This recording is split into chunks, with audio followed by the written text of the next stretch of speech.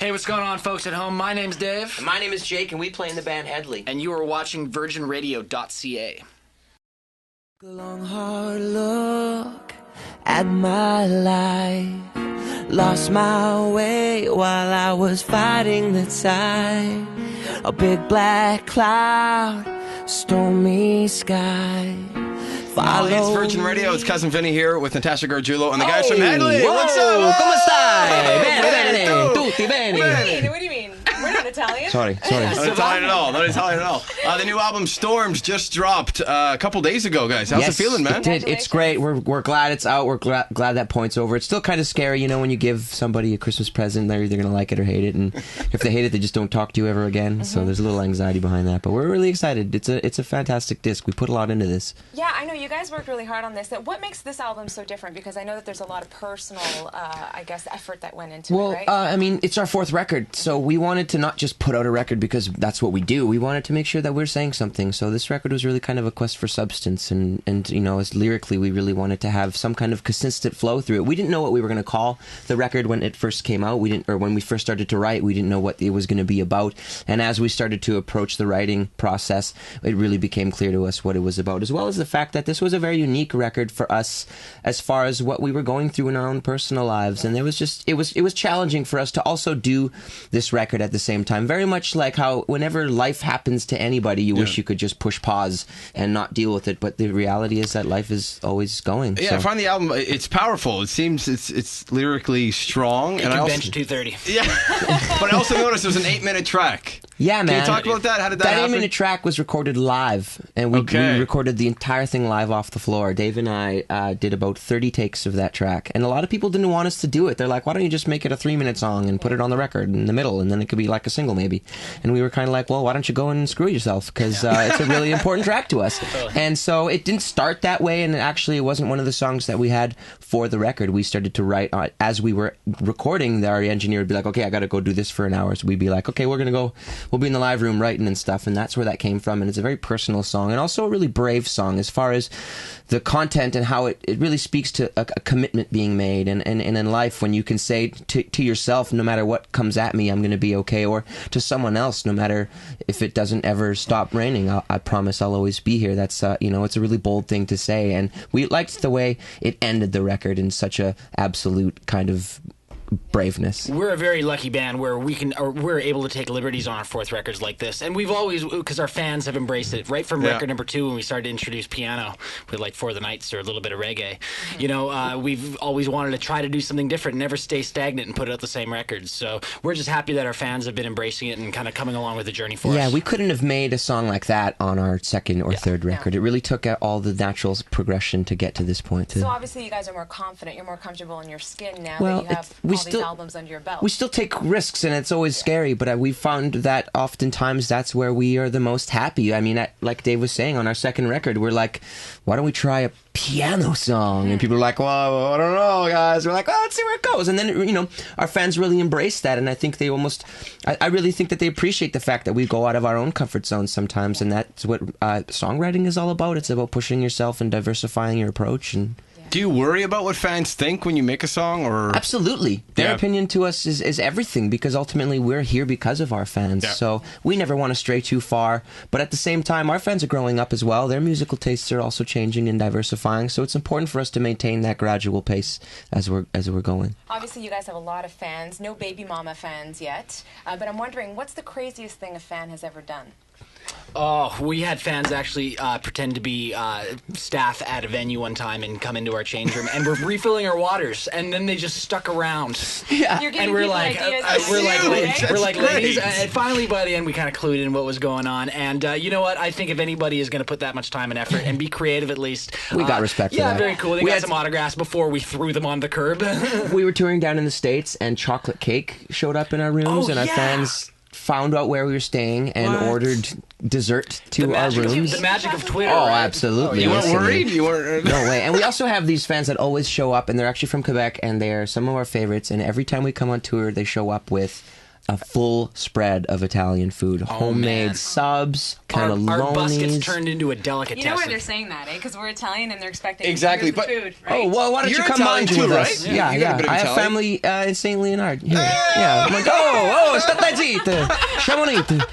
When you're in town, do you go see them? Do you make that a Absolutely. priority? This time we're in and out kind of so quick that I just sort of had enough time to get to the hotel and shower and leave again. But yeah, I mean, whenever we get the chance. One time we stopped and actually went to my my nonno's sister's for dinner right before our show, and we get to the show and we were kind of late. We had to leave, but she was literally stuffing food in our pockets as we were leaving, and we got to the show. Let's just say the club soda bathroom has never been the same since. We were so full. We were like, how are we going to go on stage? We were just jammed. Yeah, continue. So you also went for a run this morning. I did. Okay, so tell me what you do when you come into Montreal. What's the first thing that you want to... We literally got off the plane and went straight to Schwartz's with our luggage. And With your luggage? Absolutely. The first stop, it was straight there to Schwartz's. And then obviously we like to, take some time to ourselves. Yep.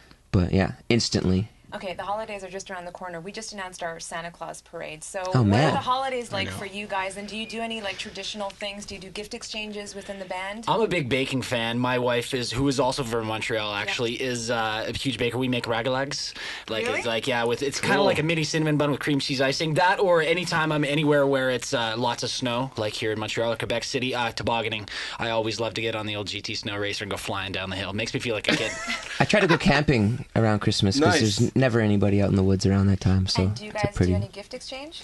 Oh, we always look out for each other around We Christmas exchange time. glances every time we get. That's good enough for you, mister. There you go. Same thing I got you last year. What about being on tour? Which one of you guys have the biggest luggage? Like, which one of you are the most high maintenance?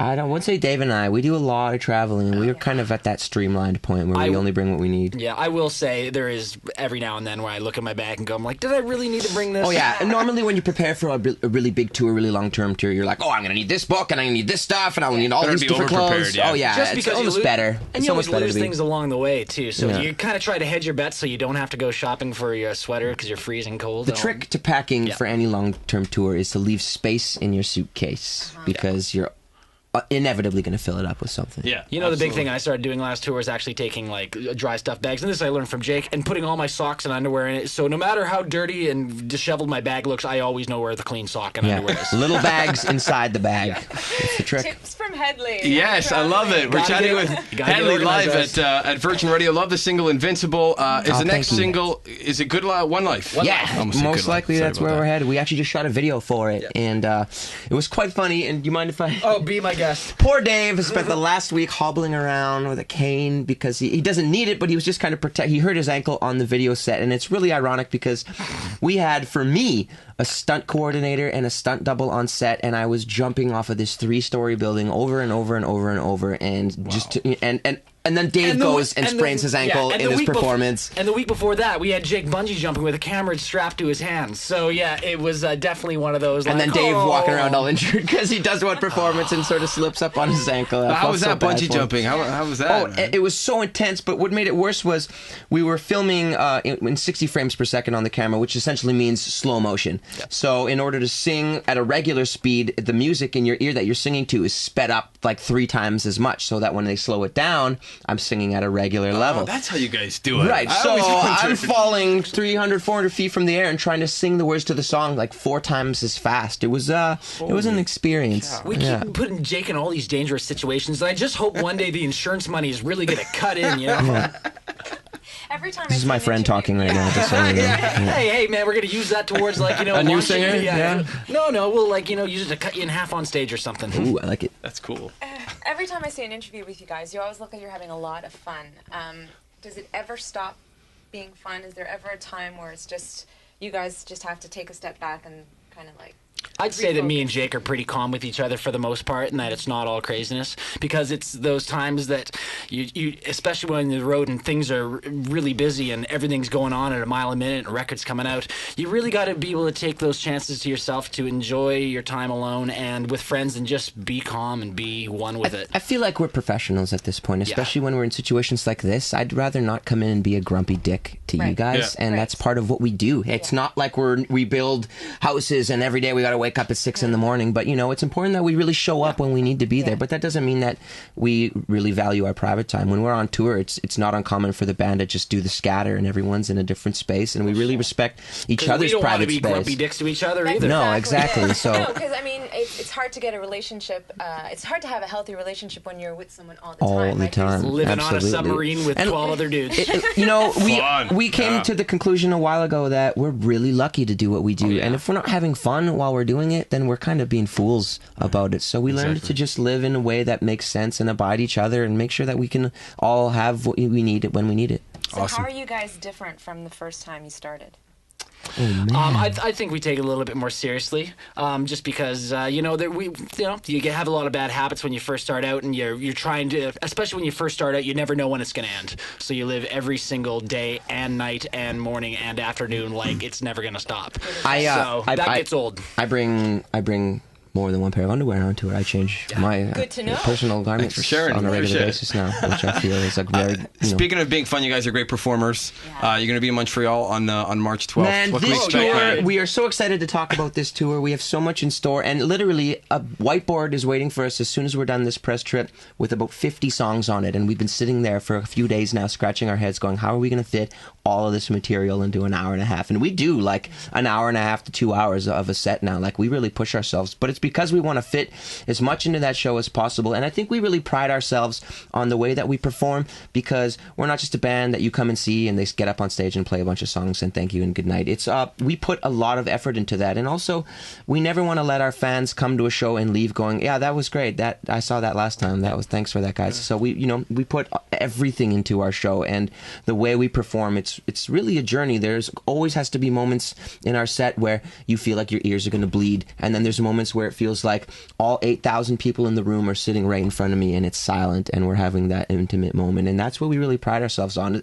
Further to that, there's video that we incorporate into it, and we make it a moment. We make the show really a journey. Another thing we're going to be doing this time is really treating this show like a little mini touring festival, and there's going to be stuff going on in between the acts and all that. There's going to be tons of prizes and stuff going on. This is going to be a show like no other that's been run across this country and back and forth. Can I say one thing really quickly? T-shirt cannon! Yeah! We do that at a hockey game. We're building our own, man. It's exciting. Yeah. Awesome. Well, we're looking forward to it. March 12th, Hedley in Montreal. Pick up the new album, Storms. Guys, thanks so much for thanks, guys. Thanks for having us. Thank you. Sweet folks. Awesome. You guys are great. Woohoo!